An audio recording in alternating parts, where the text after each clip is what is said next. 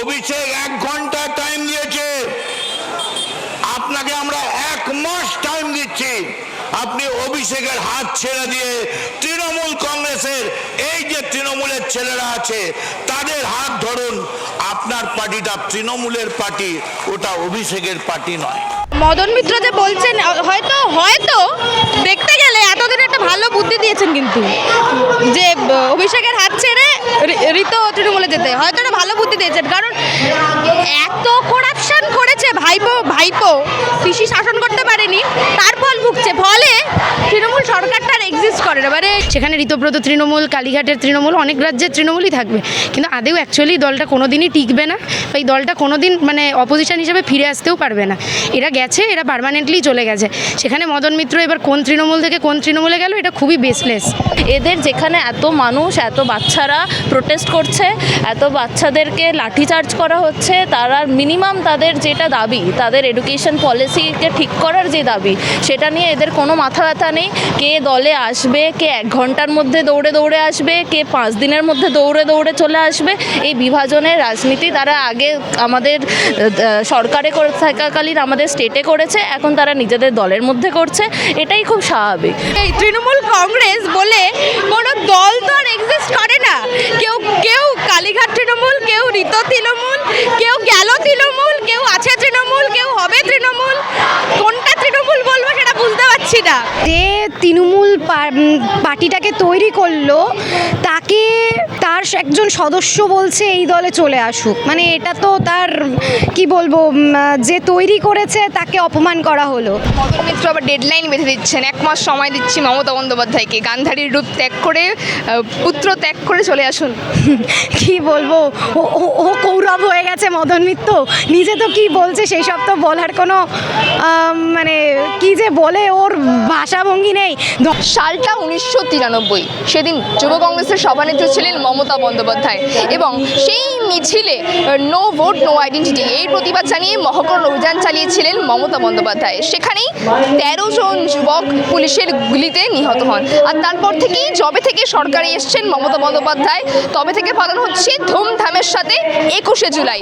পালা বদলের পর গতকালকেই ছিল 21শে জুলাই, এবং 4 ভাগে বিভক্ত হয়ে গেছে।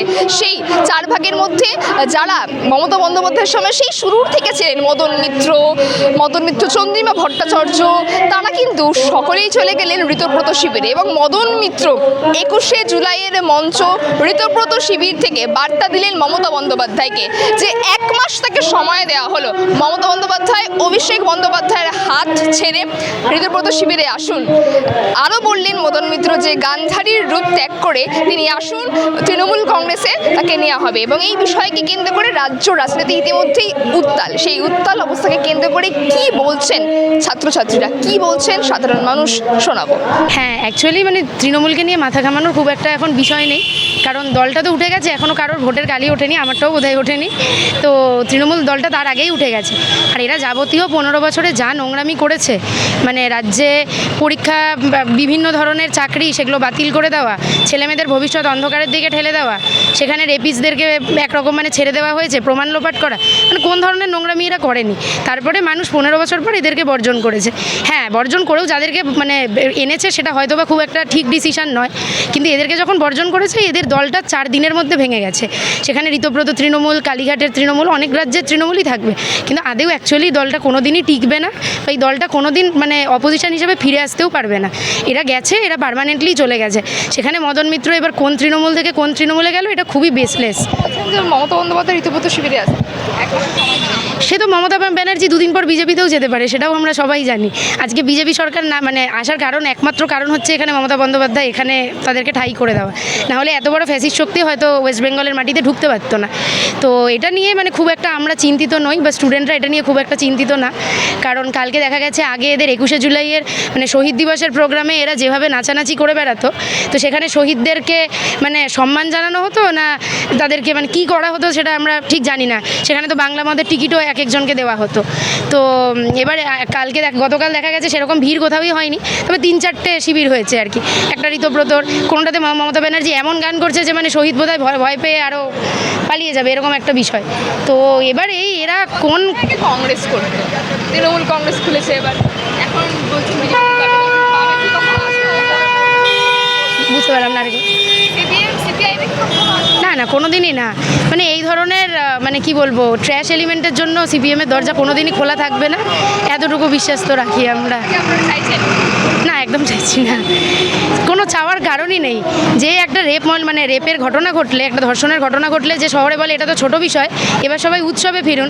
দিনের পর দিন যে টেট এসএসসি বাতিল করে দেয়, সেখানে টাকা দিয়ে দিনের পর দিন চাকরি হয়, দিনের পর দিন শহরে ছেলেমেয়েরা চাকরি না পেয়ে মানে ঘুরে বেড়ায় বেকার হয়ে।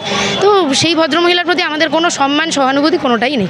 উনি যা করেছেন, ওনাকে মানে রাজ্যের মানুষ ওনাকে এনেছিল, সুযোগ দিয়েছিল, কিন্তু উনি দেখিয়ে দিয়েছেন যে উনি সেটার যোগ্য না, তাই মানুষ বর্জন করেছে। মদনদা তো কোন দিন ফান্টা খায়, কোন দিন বান্ধবীদের সঙ্গে ঘুরে বেড়ায়, সুইমিং পুলে সাঁতার কাটে, উনি মিম মেটেরিয়াল, ওনাকে দেখলে সবাই হাহারি এক দেয়, ওনাকে নিয়ে বেশি কিছু বলার নেই। দেখুন এই বিষয়ে আমাদের খুব একটা বলার কিছু নেই। আমরা প্রথমেই বলেছিলাম যে তৃণমূল বলে বস্তুটি যেটি ছিল, বস্তুই বিশেষত বস্তুই যেটি ছিল সেটি হচ্ছে তৃণমূল হারার পর বা একটা সিট কমে যাওয়ার পরেও সেটা থাকবে না। আগে মদন মিত্র যে 1 মাস আগে অবধি ইডির নোটিশ পাওয়ার আগে অবধি যে হচ্ছে মমতা ব্যানার্জির সৈনিক হিসেবে ছিল, ঠিক আছে, যে মমতা ব্যানার্জির পাশে দাঁড়িয়েছিল, বলেছিল সে অন্তত গদ্দার হবে না বাকিদের মতো, ঠিক আছে। সে এখন মমতা ব্যানার্জিকে বলছে যে আপনি 1 মাসের মধ্যে আপনাকে ডেডলাইন দিচ্ছি, যেমন আপনি আমাদেরকে 24 ঘন্টার ডেডলাইন দিয়েছেন, আমরা 1 মাসের মধ্যে ডেডলাইন দিচ্ছি, আপনি এখানে চলে আসুন, অভিষেকের হাত ছেড়ে দিন। আমাদের এই নিজেদের কোলাহল, পারিবারিক কোলাহলের মানে এখানে আমাদের কমেন্ট করার কিছু নেই। এই দলটা নেই, মানে এই 500 6,500 এরকম ভাগ হয়ে গেছে, সেটা আরও 360 ভাগ হবে, তারপরে এটা হারিয়ে যাবে। ডাইনোসরও হারিয়ে গেছে ভাগ হতে হতে, এরাও হারিয়ে যাবে আস্তে আস্তে সময়ের কালে। এটা নিয়ে আমাদের বিশেষত কিছু বলার নেই। এদের যেখানে এত মানুষ, এত বাচ্চারা প্রোটেস্ট করছে, এত বাচ্চাদেরকে লাঠিচার্জ করা হচ্ছে, তারা মিনিমাম তাদের যেটা দাবি, তাদের এডুকেশন পলিসিকে ঠিক করার যে দাবি, সেটা নিয়ে এদের কোনো মাথা ব্যথা নেই। কে দলে আসবে, কে 1 ঘন্টার মধ্যে দৌড়ে আসবে, কে 5 দিনের মধ্যে দৌড়ে চলে আসবে, এই বিভাজনের রাজনীতি তারা আগে আমাদের সরকারে করে থাকাকালীন আমাদের স্টেটে করেছে, এখন তারা নিজেদের দলের মধ্যে করছে, এটাই খুব স্বাভাবিক। মদন মিত্র প্রথম সারির অন্যতম নেতৃত্ব ছিল তৃণমূল কংগ্রেসে, যদি এখন তৃণমূল কংগ্রেসেই আছেন, কিন্তু শিবির বদলেছেন এবং 21শে জুলাইয়ের মঞ্চ থেকে তিনি বলছেন যে মমতা বন্দ্যোপাধ্যায় অভিষেকের হাত ছেড়ে ঋতব্রত শিবিরে আসুন। কীভাবে দেখছেন? তৃণমূল কংগ্রেসটা আছে, এটা প্রথম প্রশ্ন।